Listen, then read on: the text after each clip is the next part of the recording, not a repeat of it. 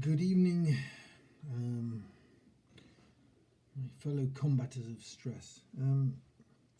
We started talking last night about depression and the really bad kind, not the temporary sadness kind, not the kind which is seasonal, which we all get every year. I think even the most optimistic person has at least a week or two where they're not quite themselves.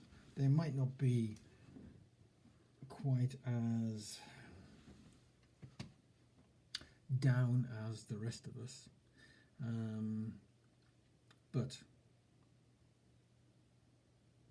they're still their system is depressed in the classical sense of the word. In other words, it's not performing at optimum levels. That is, seasonally affected disorder, or SAD, or SAD as some people call it, is associated usually with February and March because in the Northern Hemisphere, simply because that is when UV light is at the most rational and a lot of people are indoors for all of the daylight hours. They go to work in the dark, return home in the dark. I presume that would be in the, I'm going to say the summer months, in June, July, August, September in the Southern Hemisphere. So that would obviously be parts of Africa, parts of Australasia, and parts of South America. If I've left anywhere out, I apologize, but I'm thinking I've got that pretty much covered. And Antarctica, obviously, if you're there. So, UV light is quite important for vitamin D and I presume for stimulating certain glands, which then produce the requisite feel-good biochemicals within us. So that aside, when stress or life or self-neglect, whether deliberate or accidental, has caused us to become long-term emotionally down, it's actually sometimes important to realize that you may not be feeling that, but you may be on the sidelines. And an example would be you're caring for somebody or you're living with somebody who's got some form of PTSD, or maybe a recent mother who's got, I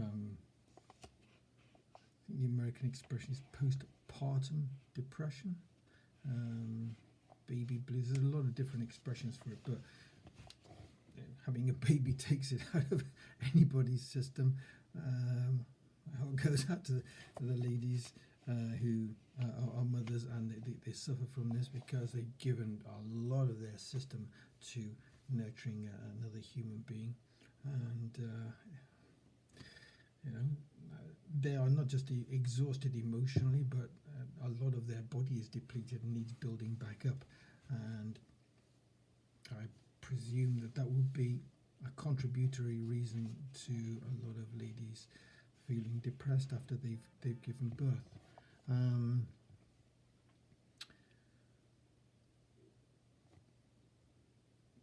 They themselves are going through, I'm going to use the word hell, a very difficult time, a very difficult situation, and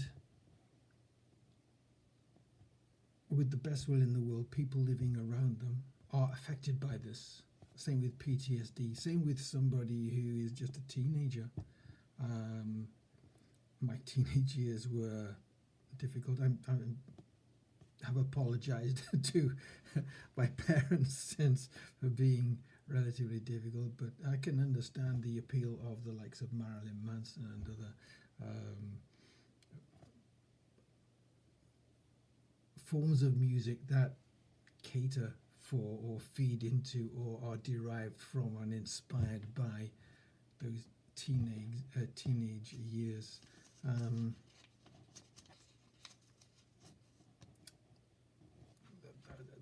there is a point to all this, and that is that you can't always help